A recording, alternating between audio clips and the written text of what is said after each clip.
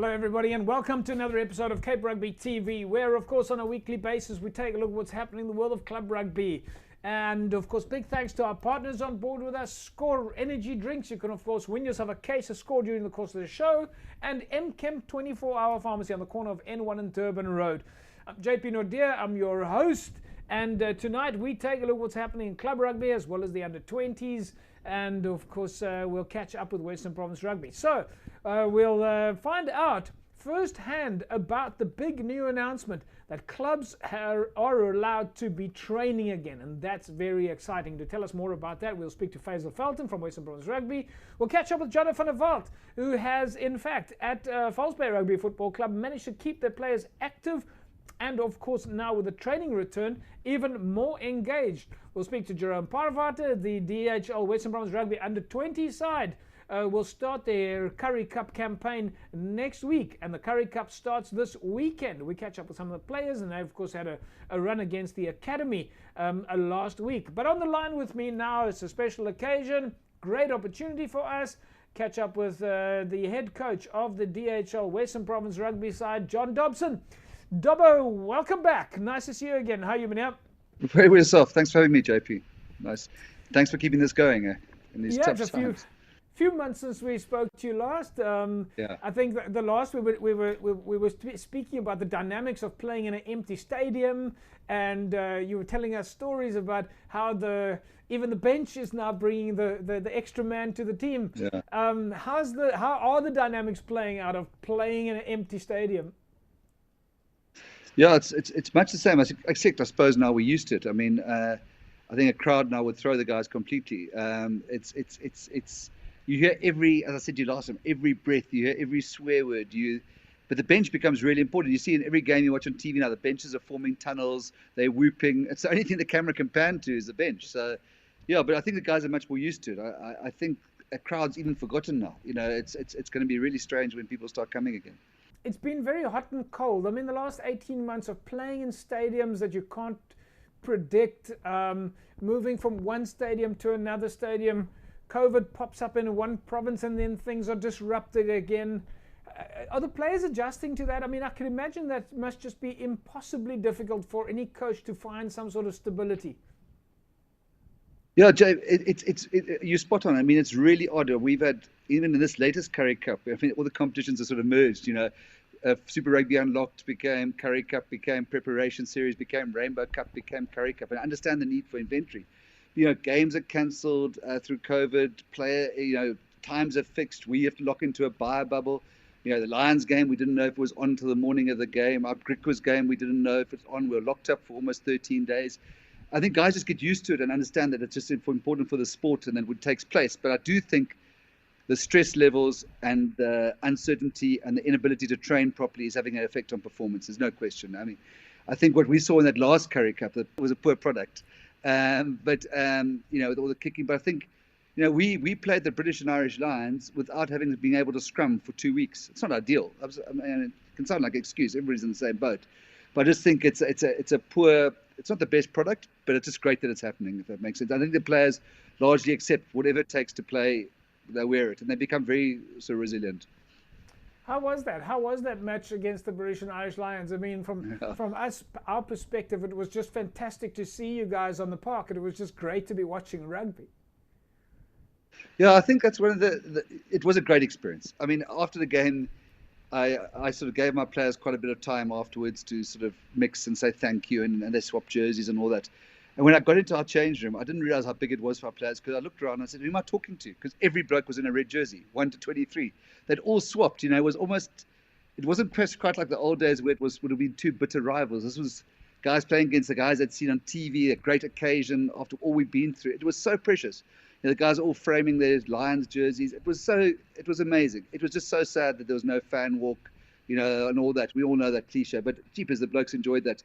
It was tough because we've been locked up. We couldn't train, and we weren't sure if the game was going ahead. But at the end of the day, it was just a very, very special experience. I think we felt very, very privileged. I think what is tough is because we as the public, like if I watch rugby, I want to engage in it like I always did. You know what I mean? That was a poor game. Province are playing well. The Lions are great. The Springboks are this. But I don't think we always appreciate what's going on behind the scenes that's affecting the sort of morale of the players. But that turned out to be a highlight. You've got two sides to the coin at the moment at Western Province. You've got a couple of players playing for the Springboks at the moment, so you've got a couple of your hometown boys not with you, but at the same time you've also got quite a few young guys coming through the ranks and playing for Province. I mean, I was looking at the game on Saturday, and I think they said that the hooker is 19 years old. Yeah, we had, I think on the game against Bulls, we had 3 19-year-olds. It's both good and bad, JP, because I mean, as you know yourself, more than probably most people, that the Cape is Currie Cup country. That's something we pride ourselves in. It's not going to change, and it makes us proud. But the reality is, we do have about, if you throw in the sevens, usually about 10 or 11 players on national causes, and we also have to play a United Rugby Championship that starts on the 25th of September, and we can't do, and it's going to be the same team because the Springboks aren't going to play the start of United Rugby Championship. So I have to blood youngsters. Otherwise, we're going to find ourselves in a hell of a like old Mother Hubbard. But at the same time, we want to do well in the Currie Cup, and it's very much a balancing act. I can play Neetling for sure each and every game, or play Evan Roos has become this great number 8. We're all excited about every single game. But if I don't blood the next guy or the other guys, we're going to get caught short. But we're still going to do well in the Currie Cup. So I think we're doing well, staying alive in the Currie Cup and blooding youngsters.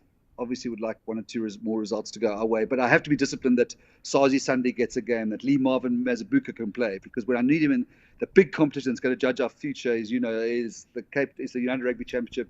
When we're playing Munster, Cape Town Stadium, and crowds are allowed back, we have to be a good competitive team then. That's probably more important, without being disparaging, than Griquas away in the Currie Cup right now.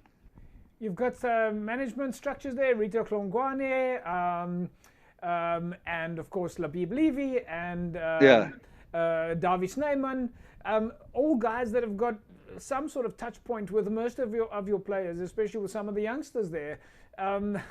When they see the guys, are they able to sort of immediately say hello, knowing them? Obviously they've been working with them for months now, but I mean, is there a sort of a camaraderie there from I brought you through the ranks? Look, one thing I'm proud of, you like as a champion of club rugby, is that every one of our coaching staff has coached at club and or school level in the Western, and that's really important that guys can see. So you did right, Labib's coached at Collegians, he's coached SK Warmers, he's coached Province under 21. He knows all these kids and all their background. I think you've had Rito on the show. Rito, to me, is one of the golden nuggets of South African coaching. I think this guy's going to be fantastic. He's coached Primrose, he's coached Villages, he's played Western Province. So the more we can understand this region and create this, and people can be visibly seen to come through the coaching pathway as well as the playing pathway, it's important. But you're right, those guys know.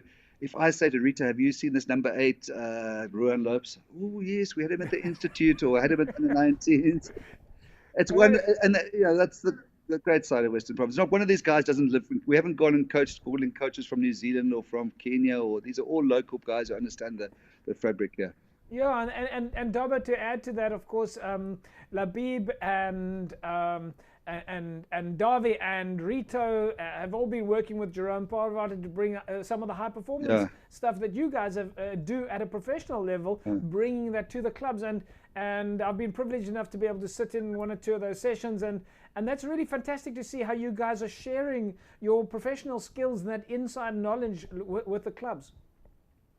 Yeah, one thing I want to say, I mean, one of the most frustrating things about this period is that we haven't been able to call on club players, because that pathway is so important to us, but just because they haven't been playing, because there have been so many more opportunities with our crazy fixture list and the demands on the senior team and this cap on squad size. We could have actually used more players from the club system, but they weren't physically and that sort of thing ready. But as soon as the club starts, that needs to be accelerated again. But I want to say to you, if there's any club coach in the whole province wants to come and spend some time with us at the Stormers or Western Province and just see what we're doing, they might teach us more than we know. But I'd like to make an offer via this channel, James. If anybody wants to come, because I think information sharing and some spirit of collaboration during this crazy time is important. So, the more we can get that connection back again, the better for the rugby in this region. So if anybody wants to come and join us or chat to us or come watch sessions or attend meetings, they're very, very welcome. Yeah, folks, unfortunately, we just lost Dobber there. John Dobson, of course, head coach of the DHL Western Province Currie Cup side. And great to see that it's so positive, at least amongst the players, and so many different experiences there. And what an offer from the head coach of the DHL Western Province rugby side, that if any club coaches want to communicate with him directly or experience any of the professional setup, that those doors are open. That's a really incredible offer from the professional circuit. Folks, we'll take an ad break. When we come back from the break, we'll carry on talking about what's happening in the world of club rugby. Back in a sec.